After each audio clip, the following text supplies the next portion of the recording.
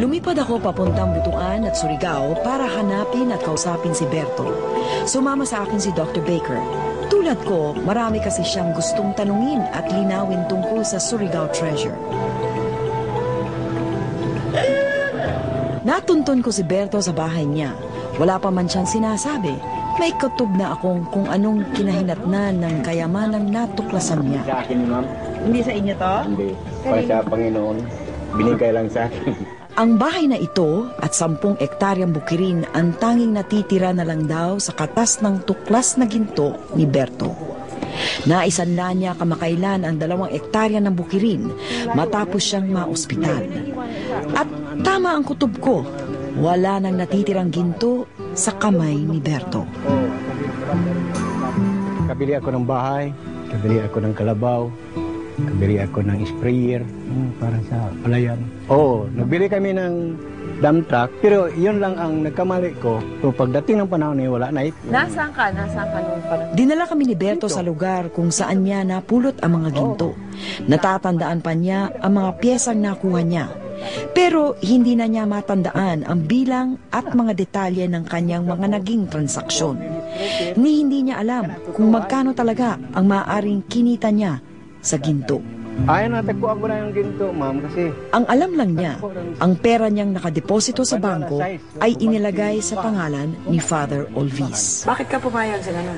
Kasi nga, sabi ni Obel, baka ma-explain well. Naniwala ka naman? Ikaw naniwala ko. Sabi ko sa kanya, bakit ma-explain well ko nga? Hindi man ako na, nakita ko man yung, ginto sa daanan, siyempre pinulot ko. Yan ang sabi ko sa kanya, hindi. Ganun ang pag-gobyerno. Ayun ko lang, sige, bahala ka na. Malayo, diretso. Ang kwento ni Berto ay kinumpirma ni Surigao Governor Vicente Pimentel Jr. Si Berto kasi ay nagtrabaho sa logging business ni Pimentel noong dekada 70. Nilapitan daw siya ni Berto muli, pero huli na raw ang lahat. Mukhang naloko siya ng kanyang pinagkatiwalaan. Nung binigay sa kanya yung gold at saka nung bumalik uli si Berto Morales na kukunin na yung ibang natitira pang gold, ang sabi raw nung pare na pinakitaan siya ng kwinta. So marami daw umutang, marami daw kisyo kung ano-ano. So kumbaga sa madaling salita, nawala na yung share ni yung naiwan na gold doon. Anong usapan niyo ni Father Olvis? I-deposito yan ng bangko, yung pera. Kasi marami namang ginawa ni Father Olvis. Pabigay-bigay doon. Lalo na yung mga ibang ginto. Bininta na niya. Hindi ko alam. Ganon. Tsaka yung sinabi ni Johnny, totoo yan. Yung pinsan ni Johnny na si Montes Claros, nakabili pa sila kay Father Olvis. Hindi ba sabi ni Johnny noon, 600,000 ang binili nila ni Sabi ko, totoo yan. Nanggaling itong ginto sa akin. Kasi kasama yung relative ko pagbili noon. 4 sila Ang ilang piraso pa ng ginto na hindi nila naibenta sa Maynila ay tinago raw muna ni Father Olvis. Sabi daw kasi ni Father, hindi hino-hold up ang mga pare. Hindi na nakuha ni Berto kay Father ang ginto dahil palihim silang tumakas papuntang Dumaguete. Iyon nga nagalit si Father Olvis. Bakit hindi nila pinaalam nila ni Father Aloy at saka ni Father Bakit nila hindi pinaalam? Kasi ganito siguro, ma'am, nakita nila ni Father Aloy, Father Aloy at saka ni Father Navarro na lahat ng mga kapatid ni Olvis nandiyan na yung mga APC. Ano ginagawa nila dyan? So nag-security yata sa akin. So, siguro, ganun ang mga nila. Bumalik ng Surigao si Berto at ang kanyang pamilya pagkatapos magpalamig ng 1 taon sa Dumaguete. Binalikan daw niya si Father Olvis para kunin ang naiwang alahas at pera. Sinoli ba? Yun nga ang problema, ma'am, kay pagdating dito sa Tago, marami na nangyari. Natuklasan ni Bertong ang titulo pala ng kanyang bahay at lupa ay nasa pangalan ni Father Olvis. Kinailangan pa niyang ilipat iyon sa kanyang pangalan. Samantala, binilikan niya ang mga alahas na ipinatago niya kay Father Donald Aloy. He asked for the items right after they went back. At first, he did not get the whole all the items, but at first he got, I think, around 2 items, and then later he got it all. Pero naging maluwag daw sa pera si Berto. Marami daw siyang natulungan at marami rin ang nanamantala. Kaya hindi nagtagal ang swerte ni Berto. Minsan, nilooban pa sila.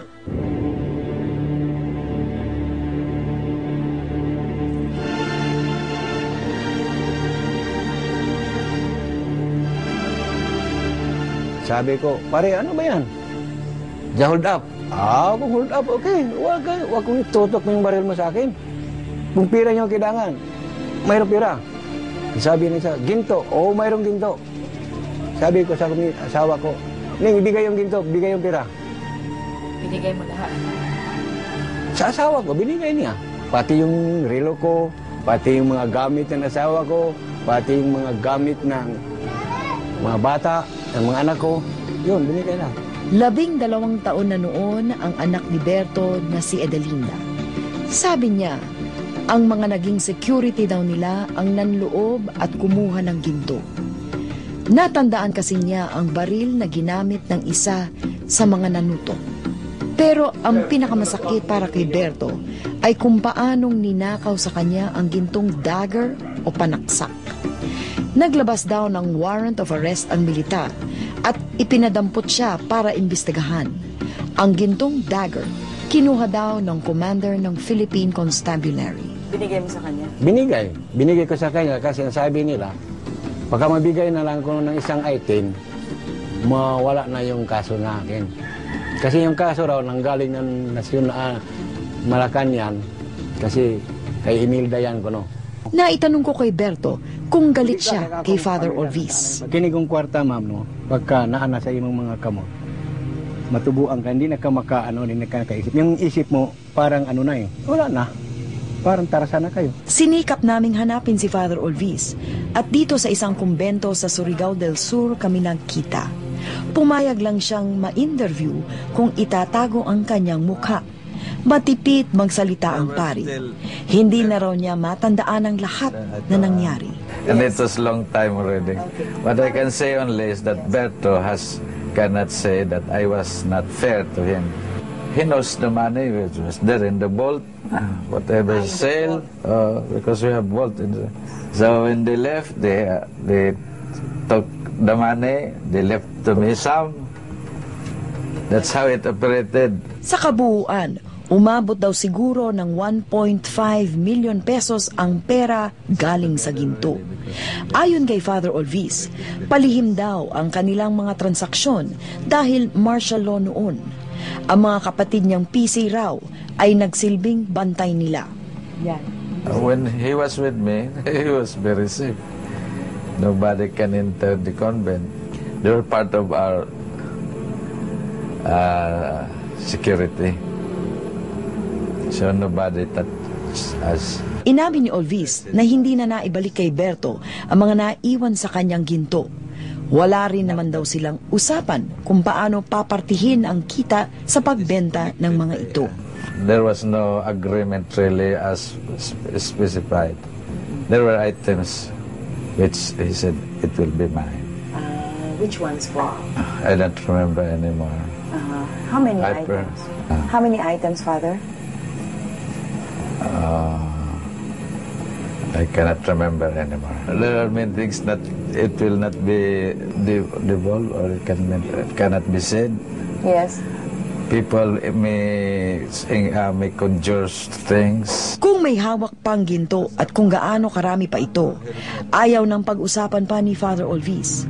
Isang bagay ang malinaw, maaring marami pang gintong bumubuo ng makasaysayang Surigao treasure ang nasa pribado pang mga kamay. At ang paghahanap ng gintong iyon sa aming pagbabalik.